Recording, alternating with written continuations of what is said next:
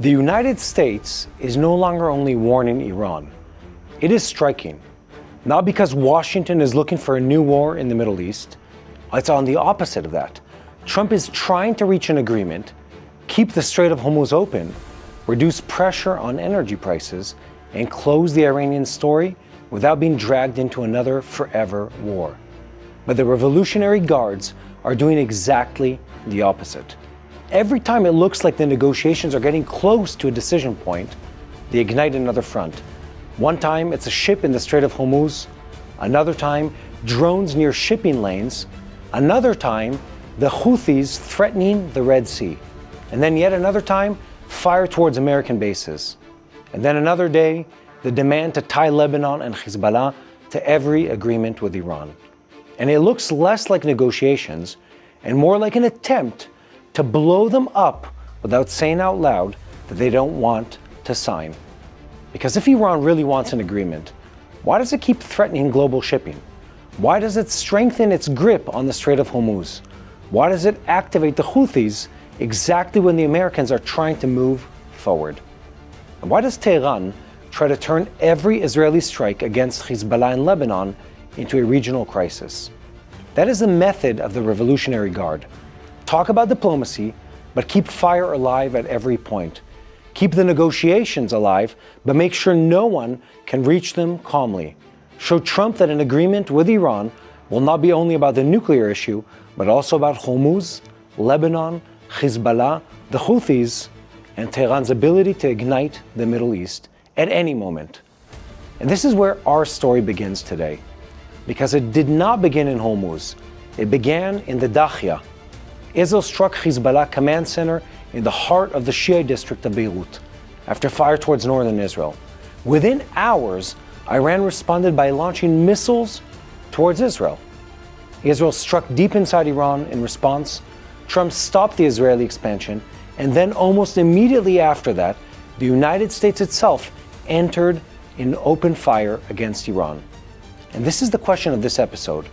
Are we still looking at separate fronts? Lebanon, Gaza, Iran, Hormuz, Yemen, or at one system that's operated by the same head? I'm Ati Shoshani, and this is Ground Report.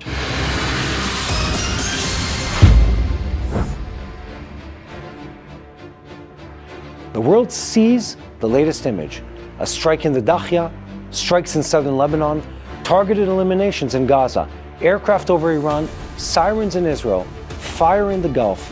But the average viewer has a hard time connecting all the dots.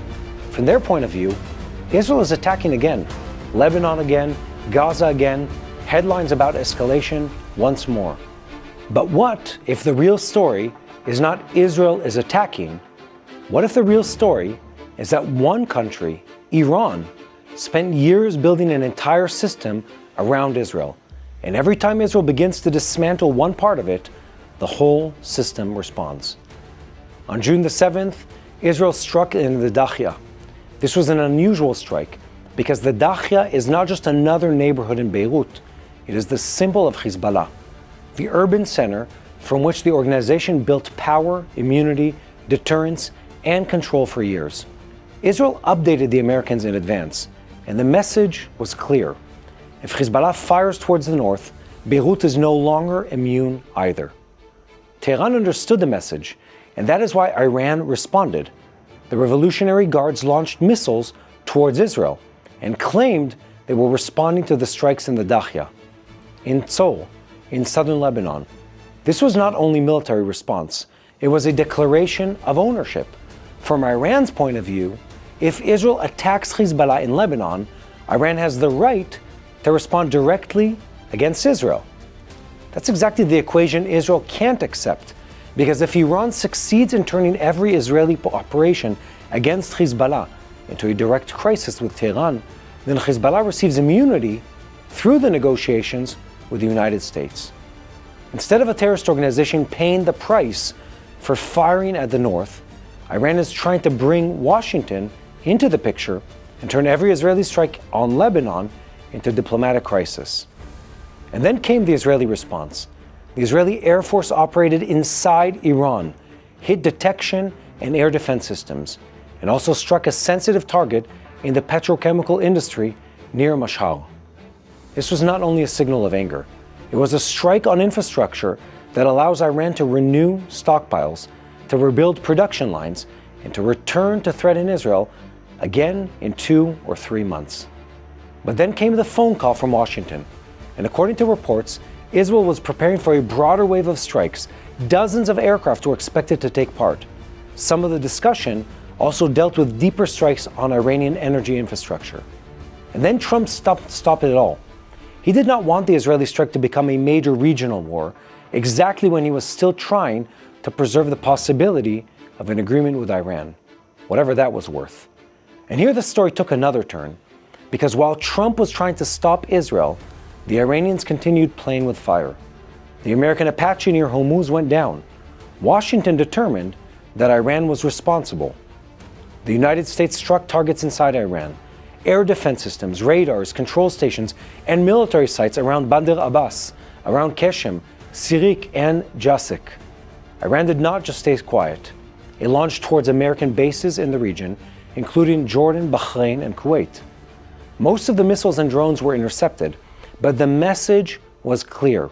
If Iran is hit, the Revolutionary Guards will try to set the entire American regional space in the Middle East on fire.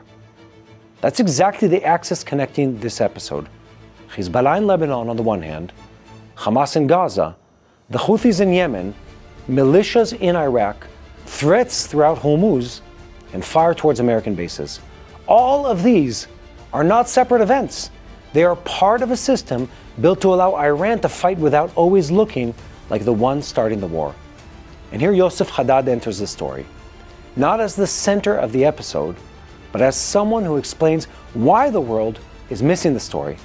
Yosef is both Arab, Christian, Israeli, a son of Nazareth, a former officer in Golani. He knows the language, he knows the street, the Arab and Christian narrative, and the way people in the West like to speak on behalf of Middle Eastern people they almost never listen to. Yosef, first of all, thank you for coming and being on the show. We're really interested to hear what you have to say. I'm going to dive right into it, and I'll start from the end. Recent research that has come out in recent weeks, Pew Research before that, several other big documents and long-term studies show a very alarming trend around the world. The world is turning against Israel. The world is overwhelmingly choosing to believe what I would call false narratives. You and I, our channel, we work very hard to try to spread the truth. Do you feel like we're winning, or there's a chance to change people's opinion? What is your sense of all of this? No, winning, we're not winning in the terms of PR. That's for sure. Let's not, kid ourselves. We know that this is not the situation. But can we turn the things? Of course, 100%. But we need to take some measures in order for us to actually turn these things. Because the simple thing is that our enemies, what I call them, the BDS movements, the terror supporters, the pro-Palestinians, they're doing something very smart. They are focusing only in the modern history where Arabs existed in the land of what we know today as Israel. But they will never ever tell you what was before that. For them, there's a point of where the history starts. But if you go back in time, you'll find that there is way more history that actually prove what I'm saying and proves the actual history. And by the way, I have to say, for the anti-Israel people, well done. Job well done. You really managed to rewrite history, to erase history, and to twist the facts. To that, I'll tell you, good job. But it doesn't mean that it's the truth, and it doesn't mean it's the facts. And that's why I'm fighting it. And I'm fighting it, by the way, and this is my last sentence, through all the holy books. Plus, if you don't believe, whether it's in Judaism or Christianity or in Islam, and you are a secular, then you have the most important book to you, which is the evidence of the archaeology that they're doing and digging since thousands of years in Jerusalem and in the land of Israel. And so anyone who wants to debate about history, whether it's through the Bible or the Torah or the Quran al-Karim or through actual evidence of archaeology, you're more than welcome to come here. And that is our problem. When we start speak and teach the history, and people realize that that's the truth and that's the real history, then things will change. Yosef says something uncomfortable. In the war of public diplomacy, Israel is not winning right now. The world is moving away. And in many countries, a majority of the public now holds a negative view of Israel. Even in the United States, the base of support is no longer something that can be taken for granted. This didn't happen in a single day. It happened because for years, Israel's enemies learned how to tell a very simple story. Israel is the aggressor, and everyone facing Israel is a victim. But reality on the ground is almost never that simple. The world sees an Israeli strike in Lebanon and asks, why is Israel destroying homes? That's a hard question to answer, and it deserves a serious answer. But the answer can't begin with the last image. It has to begin with the system HEZBOLLAH built inside Lebanon, with the villages, with the tunnels, the command centers, the anti-tank positions, the weapons depots, the drones, and launchers that allow fire towards northern Israel, and then disappearance back into civilian population, again using humans as a shield. This past week, that was no longer theory. The IDF continued operating in Tyre, Tzol, in Nabateh, around the Beaufort Ridge, and in southern Lebanon. In several areas, evacuation warnings were issued to residents, and after them came strikes. At the same time, forces on the ground continued locating and neutralizing HEZBOLLAH infrastructure, including underground spaces designed to allow the organization to remain close to the border even after a political arrangement. Beaufort Castle is a good example. It's not only a symbol from past wars, it's a point of control over southern Lebanon and northern Israel. When Israel operates there, it's not only returning to history, it's trying to dismantle a layer of control that HEZBOLLAH has built opposite our communities. I want to, for the sake of our viewers that might not know you, to say that you do something that's very, very unique. You're an Israeli, but you're also Arab. You've also served in the army. And oftentimes people start with these attacks on you, and then they understand, wait a minute, you speak our language. Wait a minute, you know the Quran. Wait a minute, you know our narrative in this even better than we do. And it surprises them. Would you say you've been able to change people's opinions on the topic when they encounter you or encounter something that sort of debunks these automatic hatred sort of speeches that they have about Israel, about what happens here in the world? Have you seen success in that personally? Absolutely. And this is what I'm trying to say to everybody. Usually when I counter advocates or activists, they could be pro-Palestinian activists, they could be pro-Israeli activists. And by the way, you can have activists for human rights who are actually, and I do respect them, who are on the fence. It means that they are coming to my lecture with good faith. And if I manage to back up my truth and whatever I say with facts, these guys at the end of my lecture, they're going to come to me and say, you know what, you convinced us. For the pro-Israelis, my mission is very simple: to strengthen them, to tell them, guys, you're on the right side of the history. And as for the anti-Israel people, and this is exactly to your question, look, in 45 minutes of a lecture with 15 minutes of Q&A, I'm not going to convince an anti-Israel person with a Hamas symbol on his head. Okay, he's a terror supporter. But my mission to them is different from the group number one and group number two. My mission is very simple: to piss them off, to make them angry as much as possible. But if you ask me, with one-on-one, that I actually can sit down and convince anti-Israel people, terror supporters, yes, I've done that. I have actually evidence for that. And you have activists who uploaded videos and shared that they changed their views after a talk with me. But I'm going to give you a hell of an example where I actually spoke to a Christian activist with a cross, wearing a cross. And we start speaking. She did not know that I'm an Arab. She did not know that I'm a Christian. Yeah? She only knew that I'm from Israel. And I see the cross. And I start talking to her. And she's talking to me about the fact that Israelis and the Jews are the occupiers. And I said, hold on. I see you're wearing the cross. By the way, just to let you know, I'm actually not a Jew. I'm an Arab Christian from Nazareth. Yeah? In Israel. Now, let me tell you this, because I see that you're wearing the cross. Here's my question to you. John 1:11. He says, in Arabic, I'm reading it because I'm reading the way I read my Bible, which is in the Arabic language. وُلِدَ فِي بَيْتِ لَحْمَ الْيَهُدِيَّةِ. Translation, was born in the Jewish town of Bethlehem. This sentence was written 2026 years ago. This is 700 years before whom, I ask? Whom? And further than that, we have a sentence. He came to his own and his own denied him when he entered Jerusalem. Who are his own? The Jews. Another evidence to the Jewish presence in Jerusalem 2,000 years ago. And then you want to tell me that the Arab who claim to be a Palestinian Muslim is the right owner of a land where you have Jewish presence of 3,000 and 4,000 years, and then Christian presence for 2,000 years, and then the people who came 700 years later, they have the right for that land? You can't convince me. And if you do think that, then you're not a real Christian. So what are you? Are you a Christian? Because if you don't believe this, take your cross because you don't believe your Bible. Guess what? She's now a pro-Israeli. Amazing. This is one of the most important parts of the interview. Yosef is not speaking here only as an Israeli. He's speaking as an Arab Christian from the Middle East. When he hears Christians in the West present Israel as the enemy of Christians in Lebanon, he explodes, not because there is no civilian pain, not because there are no mistakes, but because he says the world wakes up only when it can blame Israel. But it's much quieter when Christians or Druze, Sunnis and Shiites who are not loyal to HEZBOLLAH live under the fear of an Iranian militia. This must be said carefully. Israel must examine every civilian harm, every violation by a soldier, every attack on a religious symbol, and every operational failure must be investigated. But Yosef points to a real double standard. Israel is required to explain every operation, while HEZBOLLAH builds war inside homes, inside villages, inside Lebanon itself.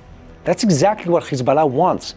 It fires, it hides, it presents itself as Lebanon's defender, and then lets the world blame Israel when Israel tries to dismantle its infrastructure. Now, at the same time, the same methodology operates in the Gaza Strip. There too, the world sees an Israeli strike and asks why Israel continues.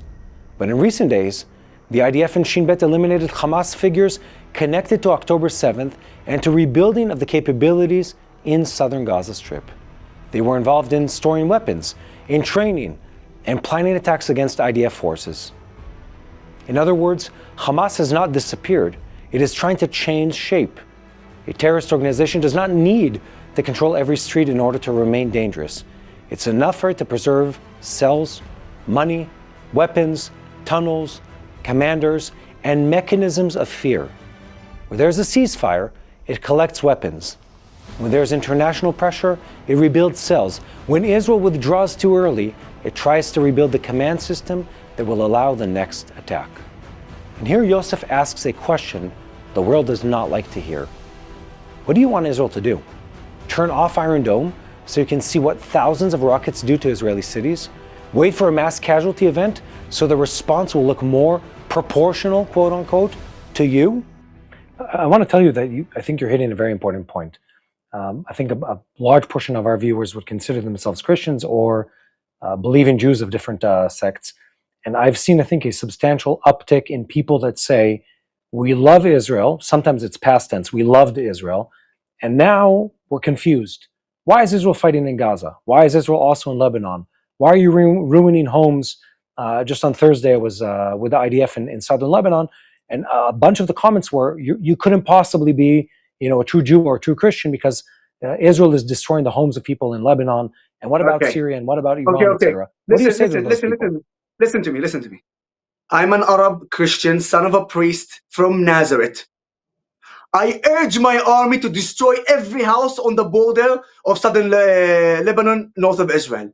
Every house, every Shia Muslim Iranian village should be destroyed, house by house, room by room, because the Iranian regime and HEZBOLLAH, which is the proxy of the Iranian regime, occupied south of Lebanon, terrorizing Lebanese Christian and Lebanese Muslim Sunni and Lebanese Druze.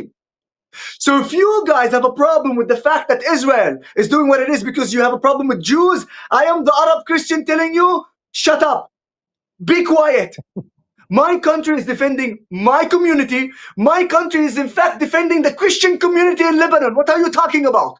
And my country is defending its people, both Arabs and Jews. Shut up, be quiet, because you have no idea what you're talking about. And I'm fed up with it. And I want to talk about the hypocrisy, the absolute hypocrisy of those so-called Christian activists. Where were you, yeah, when Turkey turned the church into a mosque? Where were you when Muslim Brotherhood, extreme Muslims, attacked our Christian brothers in Egypt? In Syria, massacred them. In Lebanon, terrorizing them.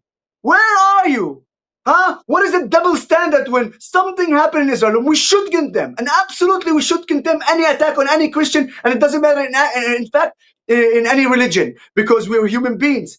But I ask, if you would have done the noise that you have done around an IDF soldier decimating, actually, and we should condemn, a cross of Jesus, but never ever you literally told the full story and the whole truth, which is, watch this is crazy, because as a Christian, I'm so proud of my army, the IDF, that literally took care of this problem as soon as possible and took the right measures. But my country did that.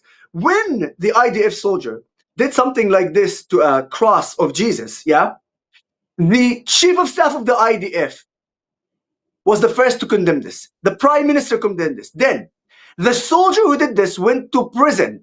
The soldier who filmed him went to prison. The 6 soldiers that were present in the scene but did nothing went to prison.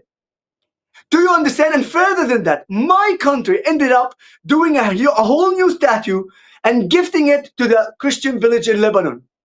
Stop the double standard and the hypocrisy. I can't stand it, because if you would have spoken 10% of how you speak about Israel, life of Christians in Egypt and in Lebanon and in Syria would have been saved. Church in Turkey would have been saved. So be silent and trust me when I tell you, Israel is the only safe place for Christian community in the Middle East. I hope I was very clear about it. This story is important because it shows how narratives break. People arrive with slogans, and then they meet someone who knows the Bible, the New Testament, the Quran history, and archaeology. Someone who's not frightened when they speak in the name of Arabs or in the name of Christians. And then suddenly, the story they received on campus or on social media does not hold up against reality. But we must not make a mistake. There's real criticism of Israel. Civilians are harmed in Lebanon and in Gaza. There are difficult images. There are real questions about the price of the war and the day after. Precisely because of that, the whole picture has to be told. Criticism without context becomes a weapon. In the Dahya, we saw it. If HEZBOLLAH fires towards northern Israel, Israel strikes a command center in Beirut. If Israel strikes in Beirut, Iran fires at Israel. If Iran fires at Israel, Israel strikes in Iran. If Israel prepares to expand, Trump stops it. And if Iran hits an American helicopter near Hormuz, the United States strikes by itself. This is no longer a local event.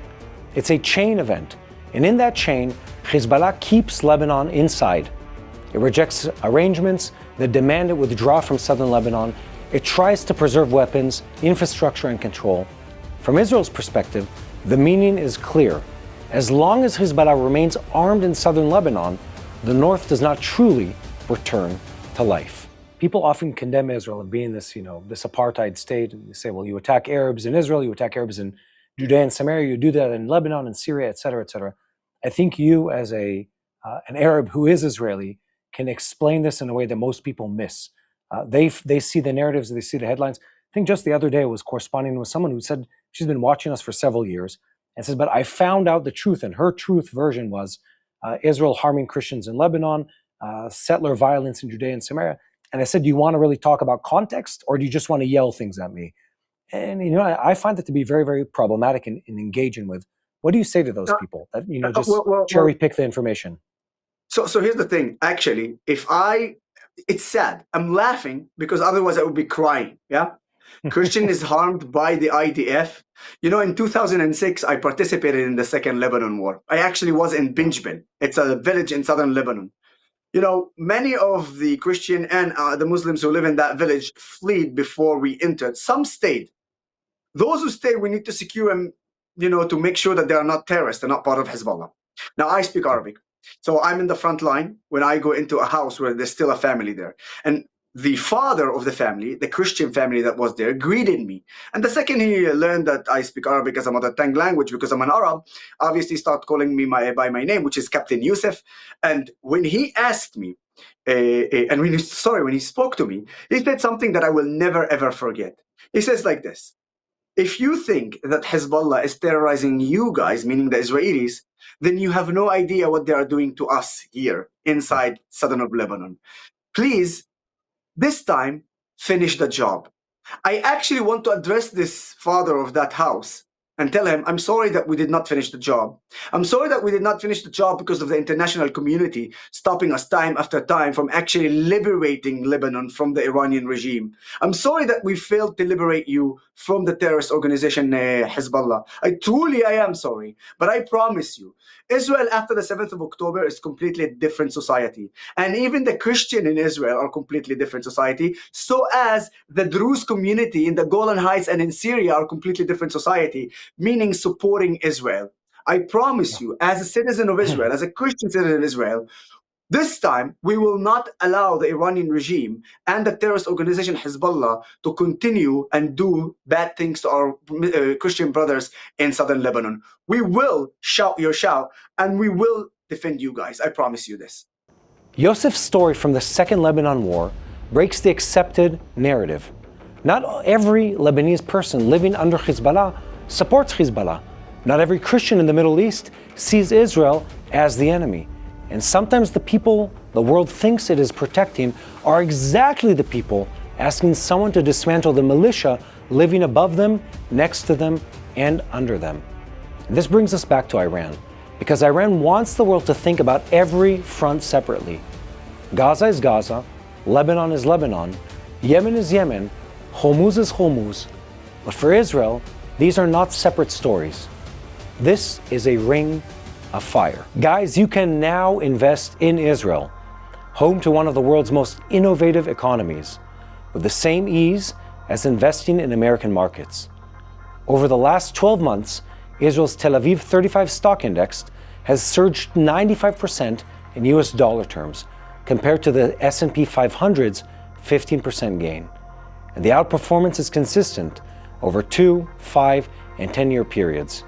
And since the mid-2002s, the shekel has appreciated 60% against the US dollar.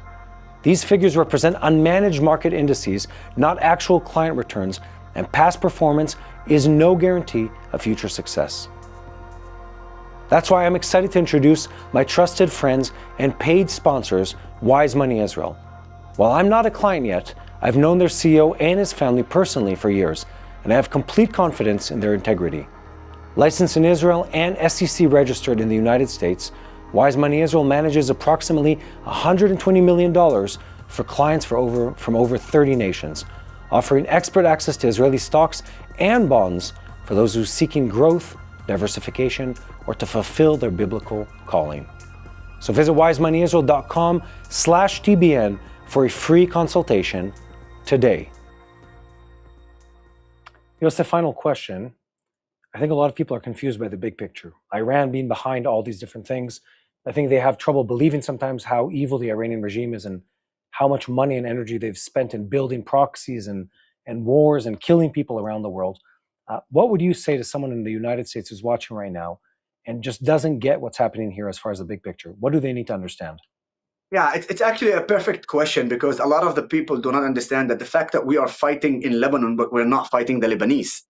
The war is not between Israel and Lebanon. In fact, we have a lot of criticism towards the government of Lebanon because they're not doing enough to liberate their own people from the terrorist organization Hezbollah, which is the proxy of the Iranian regime, meaning he was sent there to occupy southern of Lebanon, only to be their proxy for their own use. For instance, the simple evidence to that: we did not start a war with Lebanon, ever.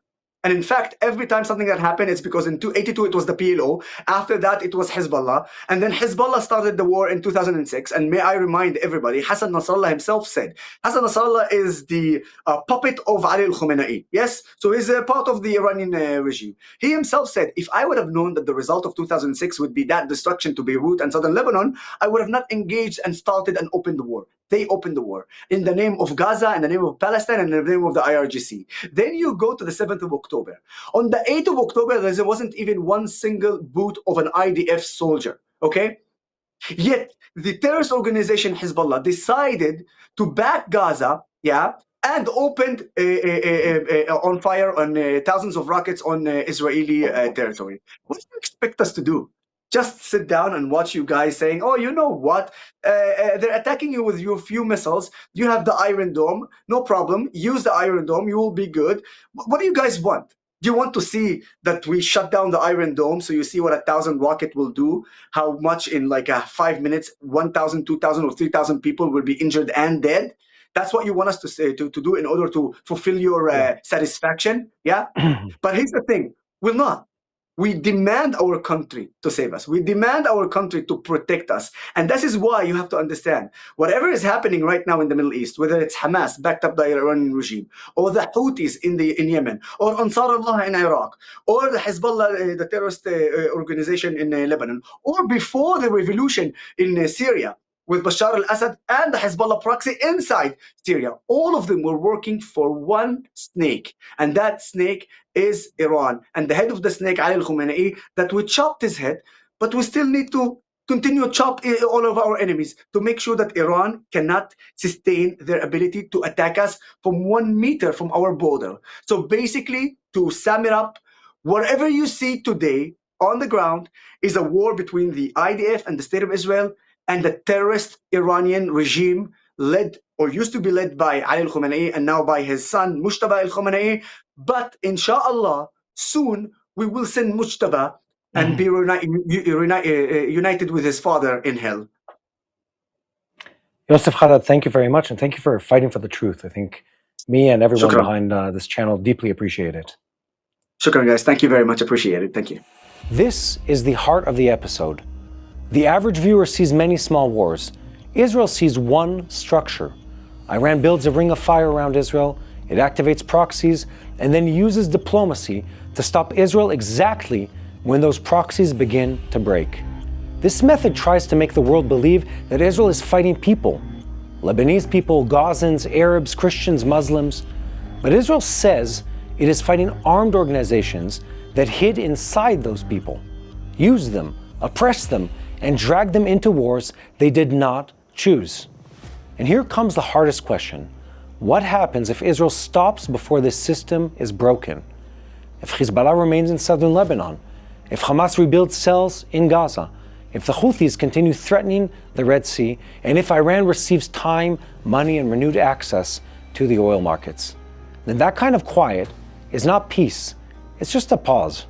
And in the Middle East, a pause like that can be only a nice name for rearming.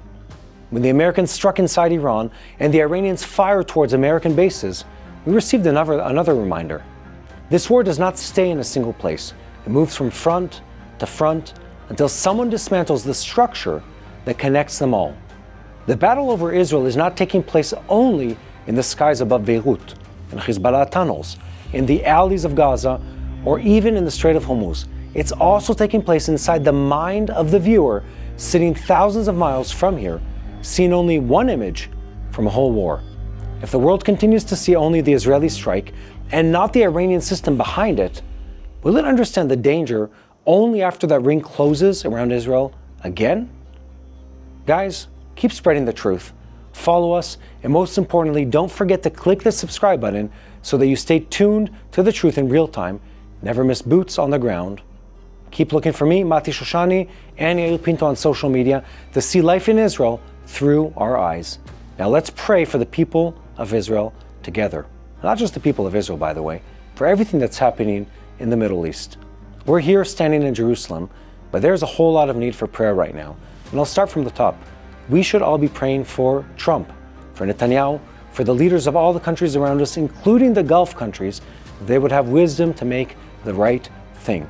And if you don't know how to pray for what's happening here, just pray for God's will to be done in whatever way you pray, for God's will to be done on earth as it is in heaven, and for His peace to stay in this eternal city of His, Jerusalem, and throughout the Middle East. Be blessed, guys, and we'll see you all the next time.